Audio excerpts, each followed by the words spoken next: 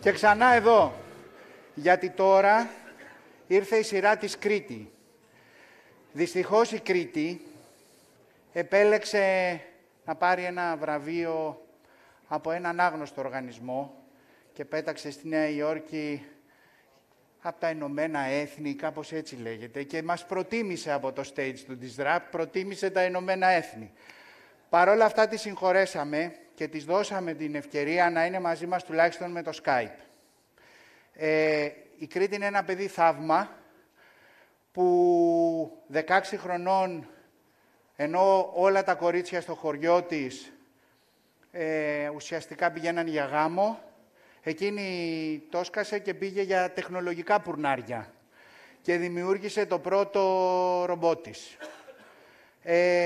Είναι μια social impact maker, μια τεχνολογική ακτιβίστρια, η οποία επί της ουσίας μέσω της τεχνολογίας θέλει τελικά να εκπαιδεύσει τις μηχανές για να μπορούν να λύσουν τα μεγάλα προβλήματα της ανθρωπότητας και κυρίως για να είναι ευγενικές μαζί μας όταν κατακτήσουν τον κόσμο. Η Κρήτη μαζί μας. Ευχαριστώ.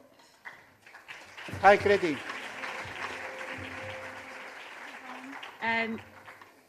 First of all, I really apologize. I'm not there in person. I've always been wanting to go to Greece. Just to give you some background on why I can't be there, I am right now in New York. Just yesterday, it was announced that I'll be joining United Nations as a young leader to bring technology into the Sustainable Development Goals, which means bringing artificial intelligence, machine learning kind of technologies to solve some of the most difficult problems facing the world. Είσαι παντρεμένος? Εντάξει, τέλεια. Sorry, is it all okay? Yeah. And therefore, I had to be in New York, and I'm deeply apologetic. But at the same time, I'm very excited that large organizations and governments and institutions like the UN are taking this technology so seriously and using it towards the development and furtherment of humanity. Before we jump into the future of work, I actually want to talk to you guys about how I got introduced to the world of technology and what was that all about. When I was 12 years old, I grew up in Rajasthan in India, and I didn't have a computer, so I thought, what do? You build your own. So I read a book and built my own computer, and that just, it was $50 at that time. It wasn't an Apple, it wasn't as fancy as an Apple Mac that I'm using right now. But it was frugal innovation, building technologies with like very little resources. And then I learned, oh, great, now I can, it took all my fear of technology away, and I thought now I can build new things. I decided to build a robot. And in case you're wondering what that robot did, it solved a very big problem for myself, which was that I used to train it to bring me a chocolate bar from the snack room. It would go at 3 p.m. every day and get smarter at bringing me chocolates. And it was as a child, and my curiosity towards building technology it started with chocolates, but now I do something more important with the skills that I have. Now, I thought, my experience as a young teenager building these tools and technologies and solving problems taught me a lot about skills and the future, because I did not necessarily have the most formal training at that time. And therefore, I started a program earlier this year to train young people who are between 13 to 16 years of age who have never coded before. And I trained them to become artificial intelligence experts. And I'm mentioning them because I think if a 13-year-old can build an AI that detects fake news, if a 14-year-old can build an AI that can do natural language translations and help elderly people who live alone or refugees integrate into communities, having never coded before, then all of us will be fine in the future of work. We all can learn new skills if young people can do that. To tell you a little bit about the way we look at these problems is, a few years ago, almost a decade ago, there was this huge movement about teaching everyone to code. Everyone should learn to code and write software. What happened, and that's awesome.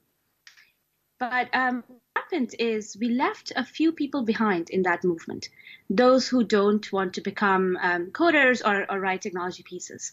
And as a consequence of that, a lot of the technology we see today is not always solving the right problem. For example, we build AI and then we try to think, where do I apply it? Why not automate a bunch of drivers' jobs when there are other more important things we could do? The other issue we see is clicks. A lot of the companies are using artificial intelligence to make people click more ads, for example, on Facebook or Google. But there's a huge potential in using this technology to solving difficult challenges that we haven't even started to look at yet. For example, healthcare. There are companies that are right now already using artificial intelligence to give healthcare access to the poorest people in the communities in India, and they can diagnose over 500 medical conditions with 90% accuracy. Now, they're not replacing the jobs of doctors, but they're making those doctors more intelligent. They're giving healthcare workers access to the same information that the best experts in the world would have. Now, every time, whenever I talk to startups and entrepreneurs about the opportunities with AI, I always recommend two things. One, don't worry about what science fiction and Hollywood tells us about the future of AI.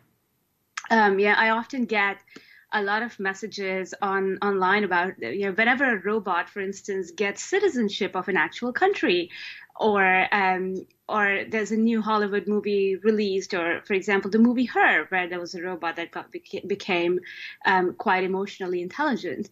I get a lot of really freaked out messages from people on Twitter and on the people who follow my work. So I'm going to share some of those with you just to see what you think. They will kill us all. The robot takeover is starting. And this is the beginning of the end. Sorry, I'm late for work. I was watching the beginning of Terminator in real time. And what often happens, I sometimes pull out these examples because this is the view of technology that the world is, that the media quite often shows us, or popular pop culture like Hollywood would portray. But in reality, AI is a very powerful tool to help solve great problems for us. It's important to understand that whilst technology is getting very smart, it can do a lot of automation. What it can't do is the human element. It's not very good at emotional intelligence, empathy, decision-making, judgment, reasoning, the human skills. And this is the time to looking at it from a skills perspective is very important to embrace our human skills, because machines can automate large parts of our jobs, but not necessarily the human connection. And that's going to be quite premium. So my number one advice to entrepreneurs is don't worry about the science fiction scenario, and you don't always need to worry about building flying saucers or self-driving cars, but start to look at how humans and machines can work together. So, for example, machines are very good at automating repetitive, mundane tasks. Humans are very capable of building relationships and emotional intelligence and developing those skills. I'll give you an example. In my team, I have artists, writers, creative writers, screenplay people who are very good at words, at telling stories, and they work very closely to train the artificial intelligence systems, because that's a very interesting job. You could be a robot trainer who trains and creates the personality of AI that we are going to interact with. So there are all these very unique new jobs opening up for us in the future. We absolutely got to be prepared for that. And the second advice I quite often give is solving the right problem. And I touched on it a little bit earlier, that we have this very powerful tool, very powerful technology, but what do we do with it? AI is like the buzzword of the century. Everyone is talking about it all the time. And we have the Siris and Alexas in our home. We are using AI is being used to predict the next few words when you type something on Google, or what article you should. In my case, on YouTube, it shows me the right ads, sometimes the wrong ads, and it's even being used in the business context. For example, an AI is making a decision when you apply for a job whether you get an interview or not. And in this world, it's very important to make sure that the problems we are solving are the right ones. It's still early days for this technology, and we are going through that hype cycle of what it can do. In reality, the best applications are going to be when it makes human lives better. Self-driving cars is a classic example where the issue with self-driving cars is they're of course better drivers than humans. They're safer, but it doesn't quite work because we created the technology, but we didn't train the humans, and we left the humans behind. And now we are starting to train, how do we keep the driver in the self-driving car awake so they can jump in if something happens? And that's too late. Because if we design with human-centric design principles from the beginning, I'm not there in person, but usually I do a very quick, I ask a bunch of questions to people in the audience. For example, if you wanted to buy your next car, your current car is running out, it's quite old. At what stage would you consider buying a self-driving car? One, when it drives as good as a human, or the number of accidents is just as good as humans. Number two, when it's absolutely perfect and there can be no issues at all, has zero accidents.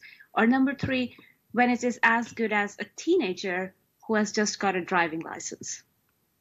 And most of the times, the response I get is people are quite reluctant to get that technology, because the real answer is when the humans are ready for this technology, when we start to trust it, to give our safety, the power of our safety, to a machine that's going to be doing all the driving.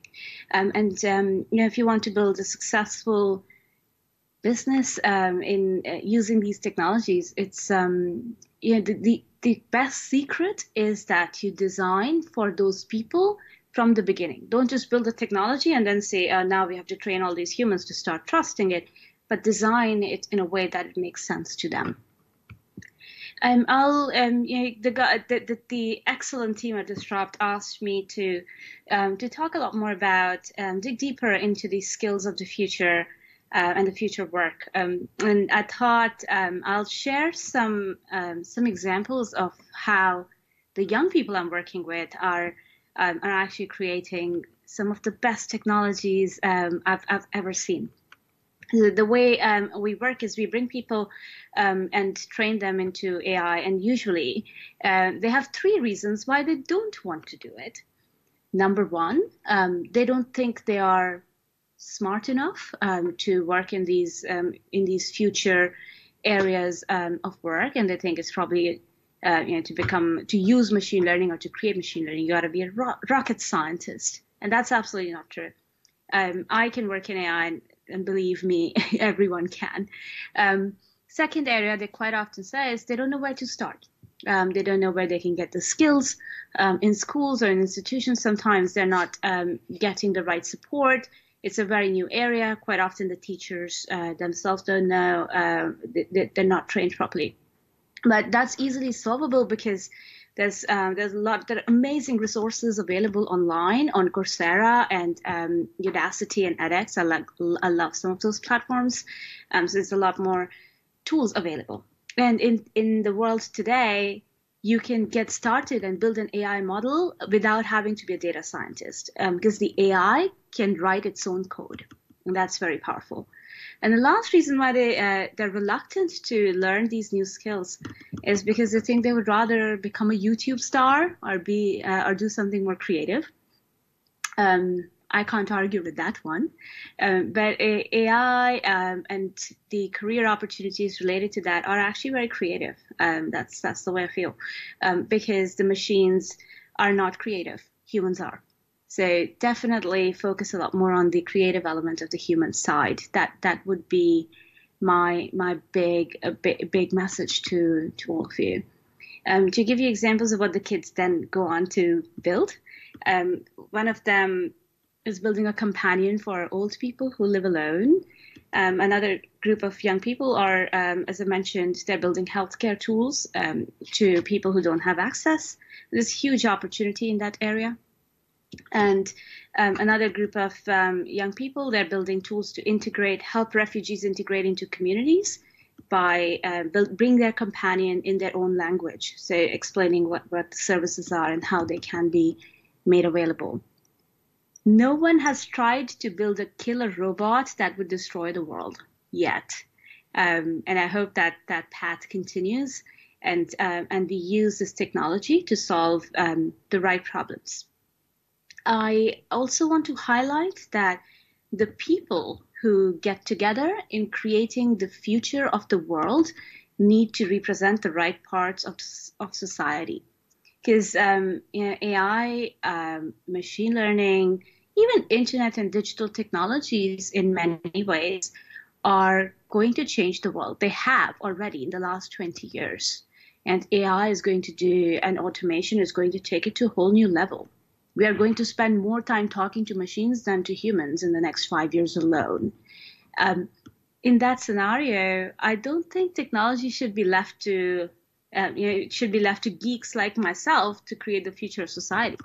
We need people with very different backgrounds, knowledge, domain experts in legal, in anthropology, in society, in culture, to come together and start to solve these problems. It can't just be a bunch of data scientists go automate this piece or that piece, and that's the crux of building successful artificial intelligence powered products. I believe there are some issues in the way we are creating these technologies and we are creating the future of work today. For example, I've done a lot of research in why we have all these AI-powered assistants with female voices and female personalities like Siri, Alexa, Cortana. They all have these feminine personalities, and they're doing little things like turning your lights on and off and playing your music and ordering your shopping. And then you get male AI like IBM Watson and Salesforce Einstein, who are making important business decisions. And that, to me, is a direct reflection of the stereotypical behavior we see in our world, but now being impacted in our digital lives too. There's a lot of sexism, shall we say, in this world. There's also a lot of bias in machine learning tools that comes from how the machines learn from humans. For example, there was a study done by MIT in Boston, in the US, and they found for facial recognition systems, they have 1% error rate for white men and around 35% error rate for darker skinned women.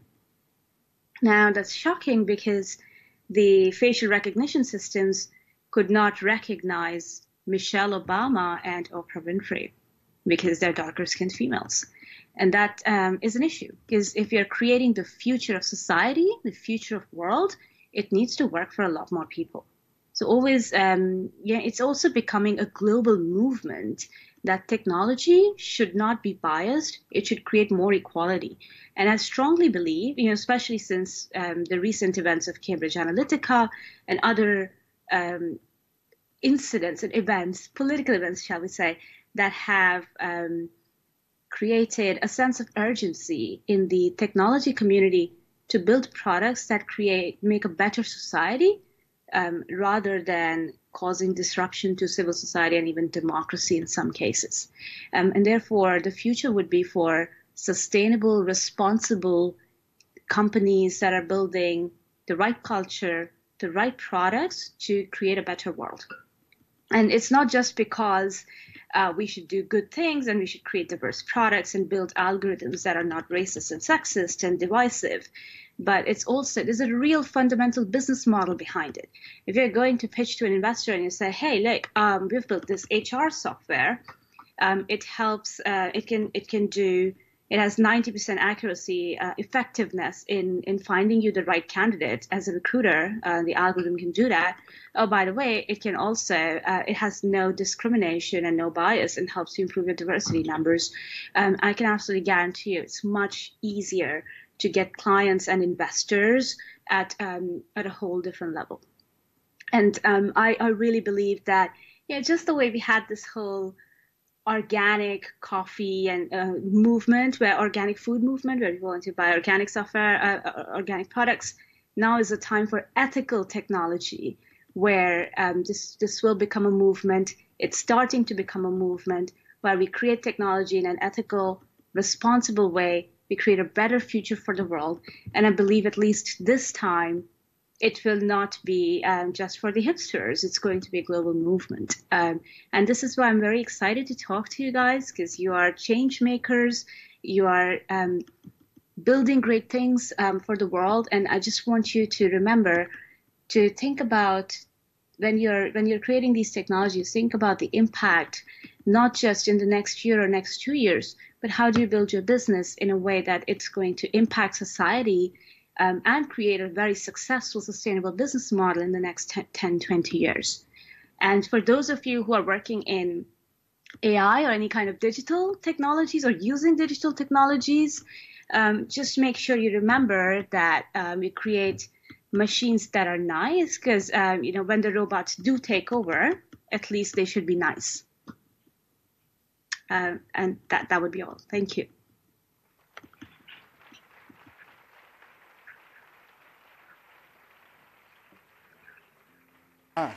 Okay. Do we have time? Δύο πράγματα. Σίγουρα πρέπει να ξέρουμε τι προβλήματα λύνουμε και για ποιο λόγο τα λύνουμε. Και σίγουρα έχει ενδιαφέρον ότι η επιθυμία της για σοκολάτες την οδήγησε να φτιάξει ένα ρομπότ. Εμένα ο γιος μου λατρεύει τα παγωτά, λέτε να πάει και αυτός προς αυτή την κατεύθυνση, μακάρι.